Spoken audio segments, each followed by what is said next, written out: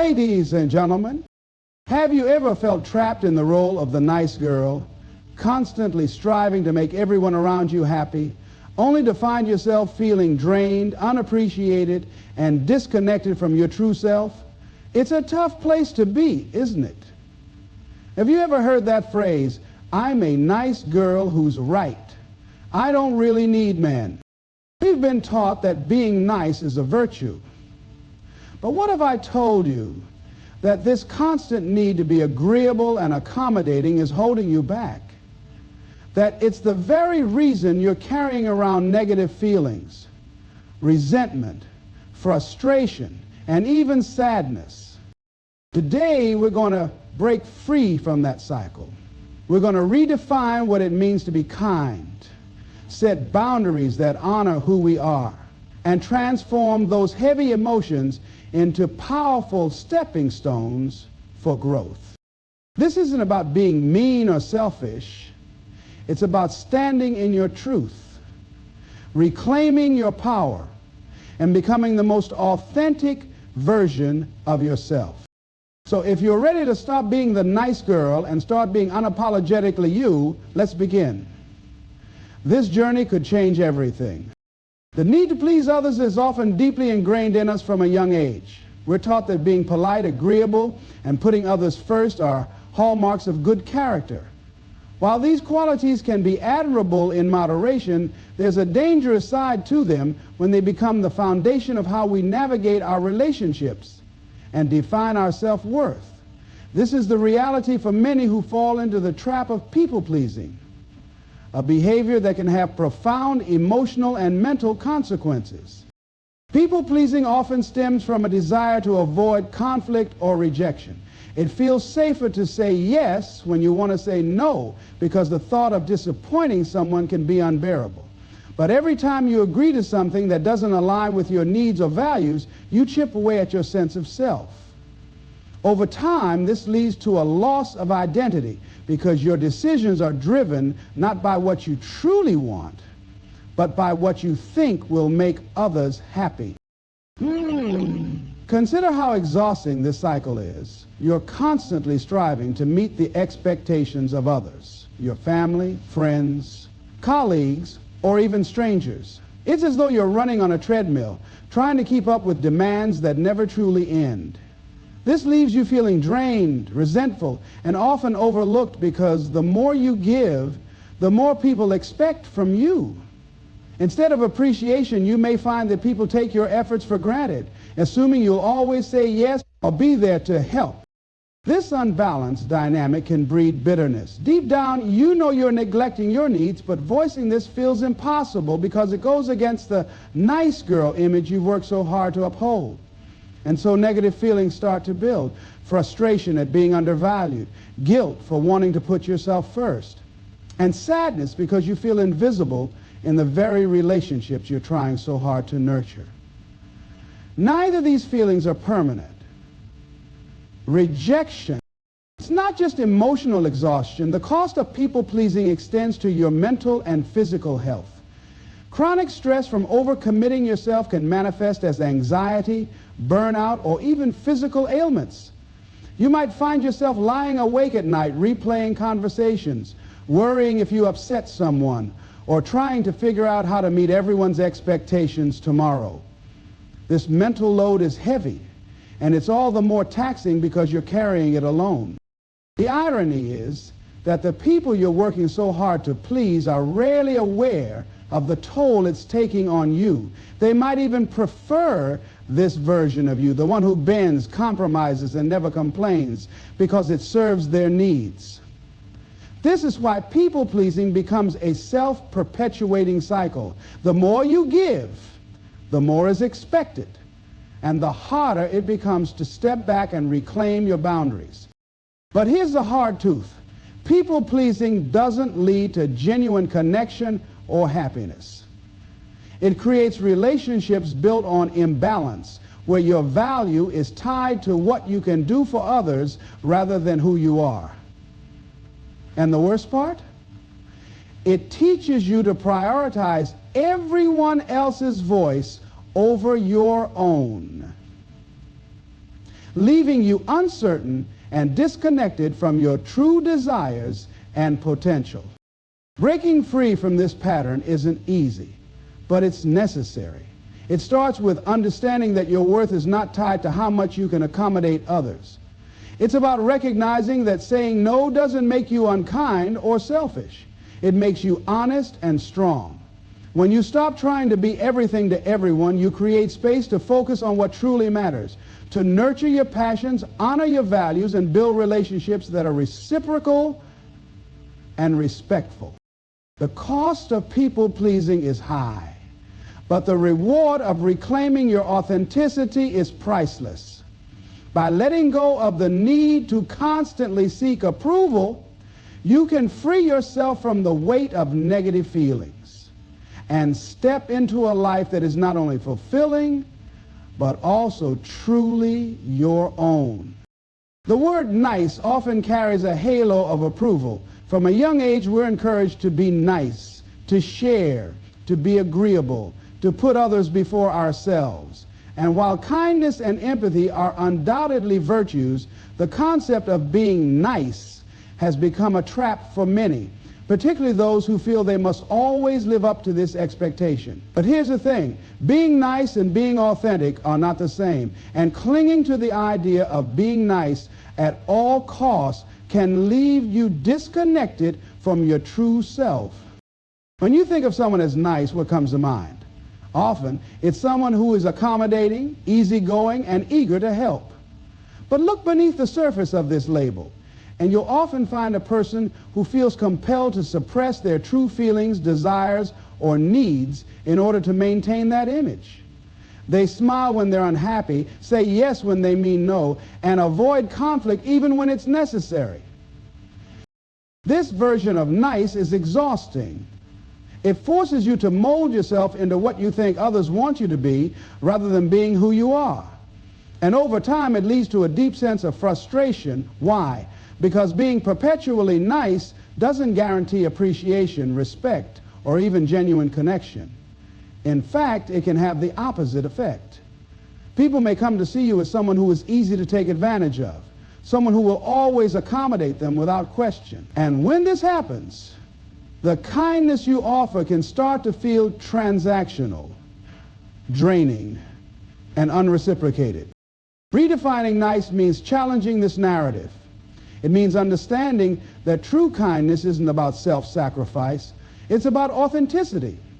Being truly kind starts with being kind to yourself, and that requires honesty. Sometimes the most compassionate thing you can do for yourself and others is to speak your truth, even when it's uncomfortable. That might mean saying, I can't do that right now, or expressing how you really feel about a situation, even if it risks disappointing someone else. This redefinition also involves embracing the idea that it's okay to prioritize your needs. For so long, many of us have equated niceness with putting others first, as if taking care of ourselves is a selfish act. But consider this.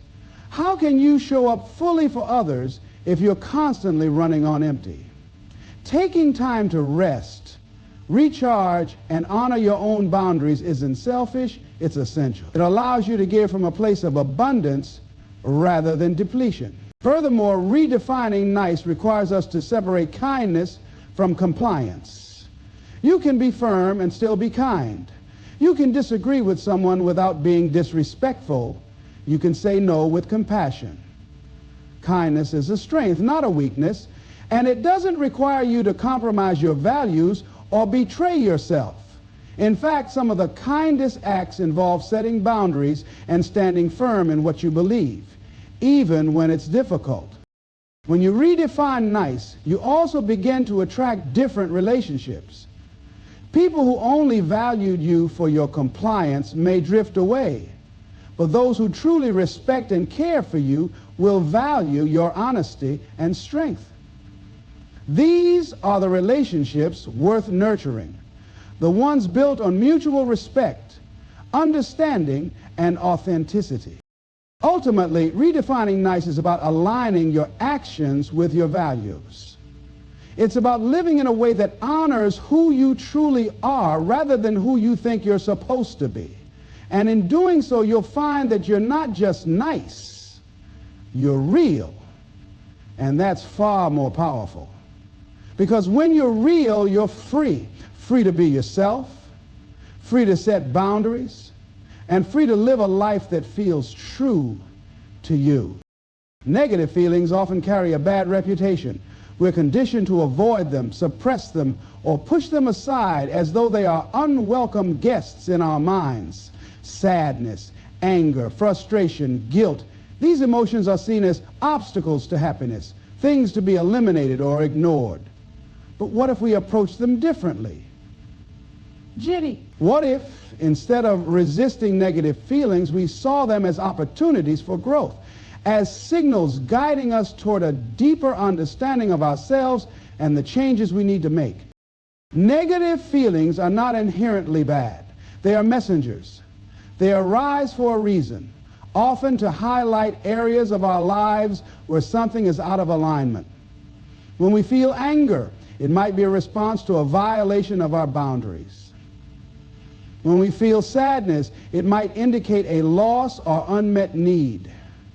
Frustration can signal that we're stuck in a situation that no longer serves us. And guilt might arise to show us where we need to make amends or adjust our behavior. These emotions are invitations to pay attention, to reflect, and to grow. The first step in transforming negative feelings is to allow yourself to feel them fully. Many of us are quick to dismiss our emotions, labeling them as irrational or inconvenient. But suppressing feelings doesn't make them disappear. It buries them, only for them to resurface later, often in more harmful ways. Instead, give yourself permission to sit with your emotions. Ask yourself, what am I feeling? Why am I feeling this way? What is this emotion trying to tell me? This practice of self-awareness is crucial because it shifts your perspective from avoiding discomfort to understanding it. Once you've identified the root of your negative feelings, the next step is to reframe them. Negative emotions often come with a narrative, a story we tell ourselves about what the feeling means. For example, you might think, I'm angry because I'm being treated unfairly, or I feel guilty because I'm not doing enough.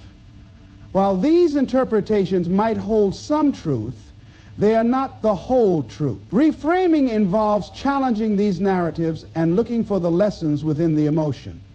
Instead of seeing anger as purely destructive, you might view it as a sign that you need to advocate for yourself. Instead of letting guilt consume you, you might use it as motivation to make a change or set better priorities. Another powerful tool in transforming negative feelings is gratitude.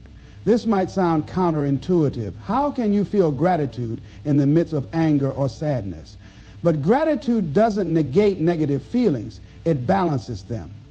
For instance, if you're frustrated with a setback, you can also acknowledge the strength you've gained from overcoming past challenges.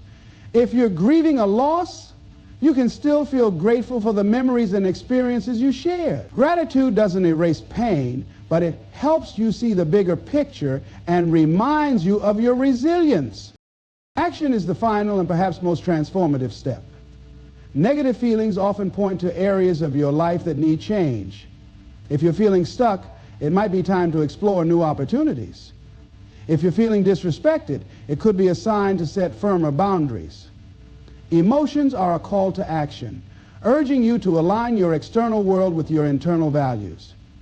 Taking even small steps toward positive change can turn feelings of helplessness into empowerment. Transforming negative feelings into growth doesn't mean you'll never experience pain or hardship again. Life will always have its challenges, and negative emotions are part of the human experience. But by facing these feelings with curiosity, compassion, and a willingness to learn, you can turn them into stepping stones rather than stumbling blocks. Ultimately, negative feelings are not the enemy. They are teachers, guides, and catalysts for growth. When you embrace them with an open heart and a growth mindset, you unlock the potential to become stronger, wiser, and more authentic. The process may not be easy, but it is profoundly rewarding. It's a journey of transformation, one that leads you closer to the best version of yourself. Inner confidence is one of the most powerful tools you can cultivate.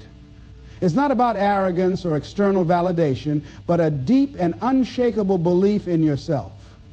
This kind of confidence radiates from within, grounded in self-awareness, self-acceptance, and a sense of purpose. It's what allows you to face challenges, embrace your uniqueness, and move forward with resilience, regardless of external circumstances or opinions. Well, building inner confidence is a process, and it begins with the relationship you have with yourself. The first step in cultivating inner confidence is recognizing your inherent worth. Society often ties confidence to achievements, appearances, or the approval of others. But true confidence doesn't depend on external factors. It stems from knowing that you are valuable simply because you exist. This understanding isn't always easy to embrace, especially if you've spent years doubting yourself or seeking validation from others. It requires a shift in perspective, from seeing yourself as someone who must prove their worth to someone who already possesses it. Self-awareness is a crucial component of this process.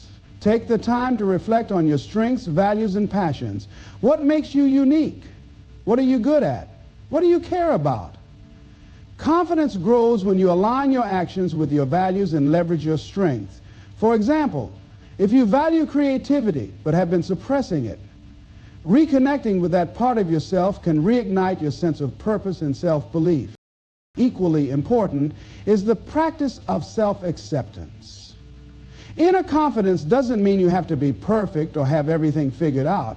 It means embracing yourself as you are, flaws and all. We all have insecurities and areas where we struggle, but these don't define us. Accepting your imperfections allows you to move forward without the constant fear of judgment or failure. It frees you to take risks, learn from mistakes, and grow into the person you aspire to be. A powerful way to build inner confidence is to keep promises to yourself. Think about how trust is built in relationships.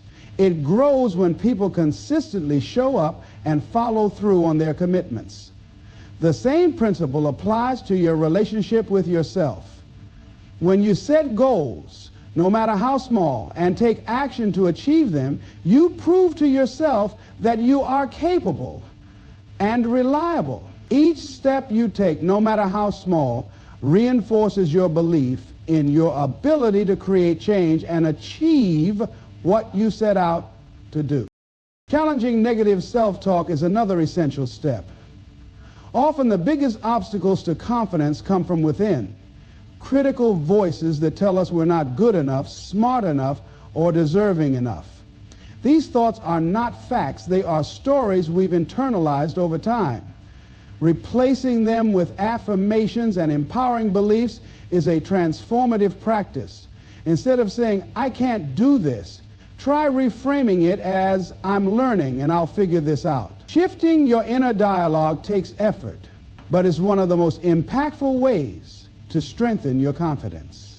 Surrounding yourself with supportive people also plays a key role. Confidence flourishes in environments where you feel seen, heard, and valued.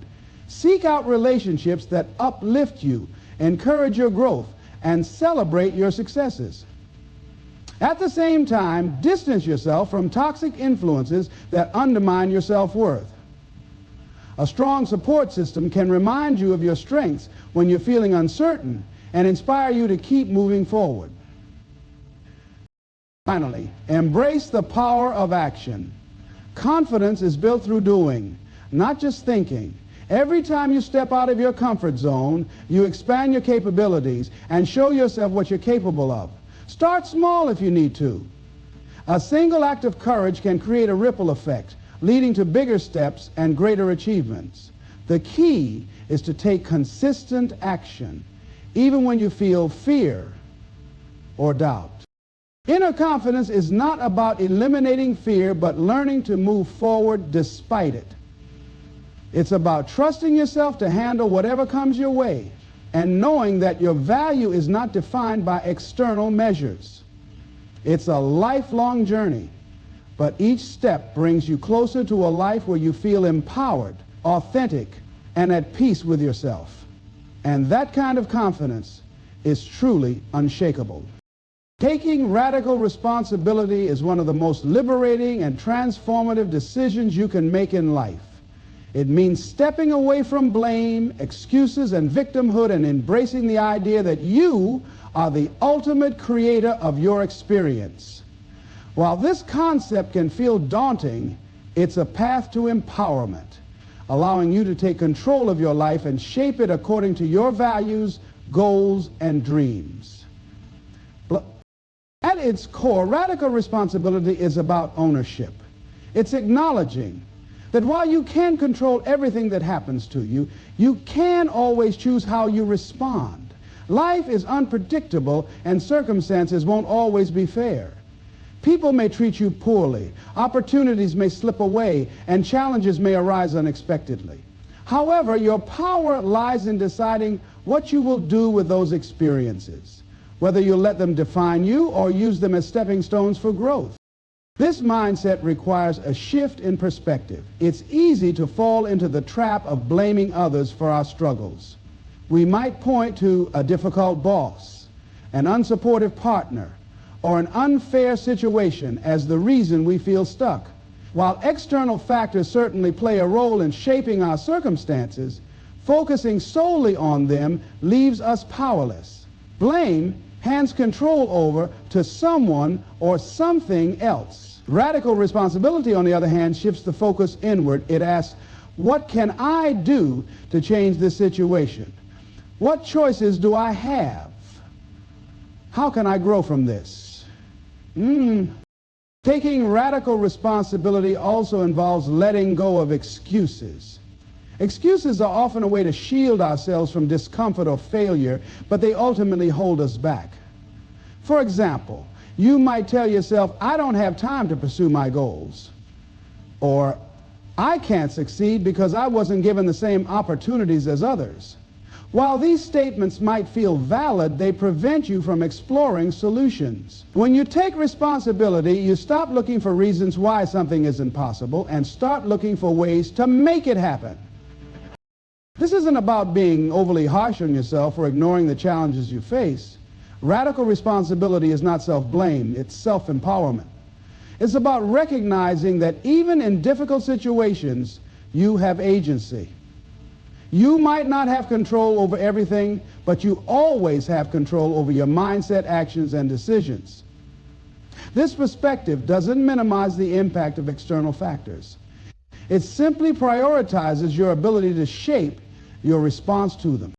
A key aspect of radical responsibility is honesty. It requires you to take a hard look at your habits, patterns, and choices and identify where you might be holding yourself back. Are you procrastinating on important tasks? Are you staying in situations that no longer serve you because they feel familiar? Are you avoiding difficult conversations out of fear? This level of self-awareness can be uncomfortable, but it's also the foundation for change. Once you acknowledge these areas, you can begin taking intentional steps to address them. One of the most freeing aspects of radical responsibility is that it puts the power back in your hands. If you're responsible for your life, then you're also capable of transforming it. This realization can be incredibly empowering, especially in situations where you felt stuck or helpless. Instead of waiting for circumstances to change or for someone else to take action, you can take charge and create the outcomes you desire. This approach also fosters resilience. When you take responsibility for your life, setbacks become less overwhelming because you see them as opportunities to learn and grow. Instead of being derailed by failure, you can analyze what went wrong, adjust your approach, and try again. This mindset turns obstacles into stepping stones, helping you build the strength and adaptability needed to navigate life's challenges. And exchange transparency. Spending time with other people will keep you communicating and make it easier for you to adjust things to better understand them. Taking radical responsibility is not always easy. It requires courage, humility, and a willingness to let go of comfort zones. But the rewards are immense. It frees you from the constraints of blame and excuses, allows you to align your actions with your values, and gives you the power to create a life that reflects your true potential. Ultimately, it's a declaration of independence, an affirmation that your life is yours to shape no matter what.